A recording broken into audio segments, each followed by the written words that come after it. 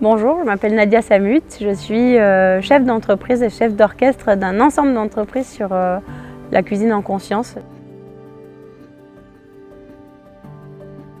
C'est une mission commune qui est, comme je l'ai écrit dans le titre de mon livre, construire un monde au goût meilleur. Donc avoir une sensibilité holistique à l'aliment et au vivant, c'est-à-dire travailler sur la régénération du sol, du corps et de l'esprit au travers de ce qui nous nourrit. Donc ça va être le travail en agriculture avec les agriculteurs avec lesquels je travaille. Donc ça veut dire créer des filières agricoles, accompagner la régénération des sols et la biodiversité. Ensuite, en cuisine, c'est travailler avec mes collaborateurs sur un espace qui est beaucoup plus vaste que l'aliment et la cuisine, mais la culture qui vient s'adosser dessus, c'est réfléchir à des techniques culinaires régénératrices aussi, respectueuses de l'environnement, de l'humain et peut-être beaucoup plus d'ailleurs du climat et de tout ce qui nous entoure et des problématiques actuelles de notre société.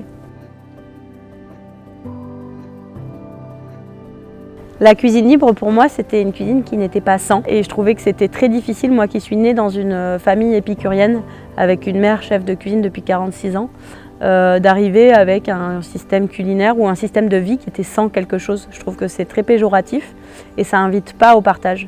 Et du coup, j'ai tout de suite créé mon univers que j'ai appelé la cuisine libre. D'abord libre du gluten et du lactose pour moi, mais sécurisé, ça veut dire pas de traces de gluten dans l'espace, etc. Et en même temps, libre, c'était libre de tout dictat et libre aussi dans l'expression.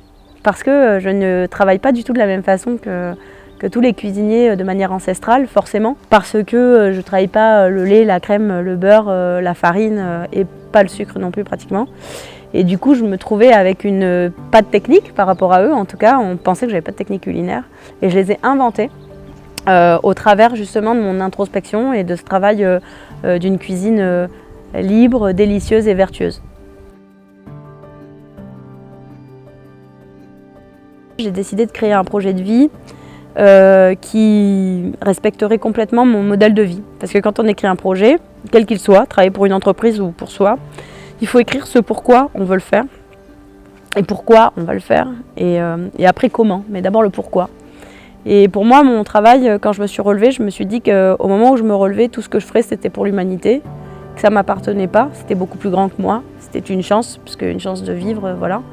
Et du coup, tous les projets, je voulais les relayer à de l'impact, pas social, environnemental simplement, mais à un vrai projet d'humanité, c'est-à-dire que je le rendais à ceux qui m'avaient permis de rester là.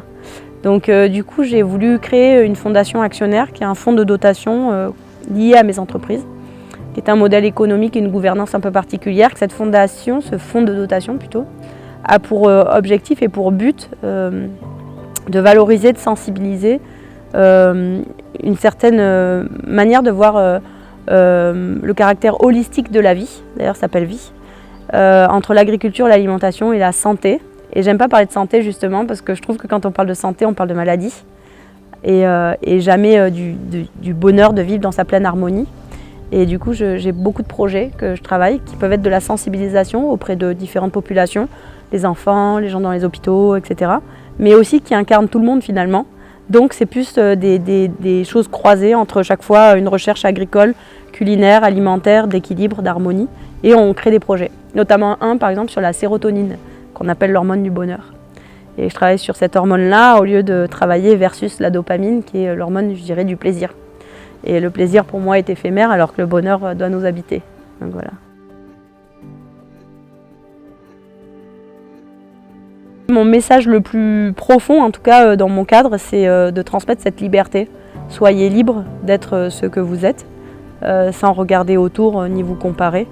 La liberté, c'est la plus grande manière d'être soi-même et d'être profond et dans sa lumière. Et donc d'apporter toute sa générosité, sa connaissance et sa passion, sa vraie passion aux autres. Il ne faut pas oublier évidemment qu'on est dans des commerces, donc l'économie est fondamentale, mais elle peut être totalement corrélée à un bonheur absolu. Donc il faut d'abord se trouver pour aller rencontrer les autres.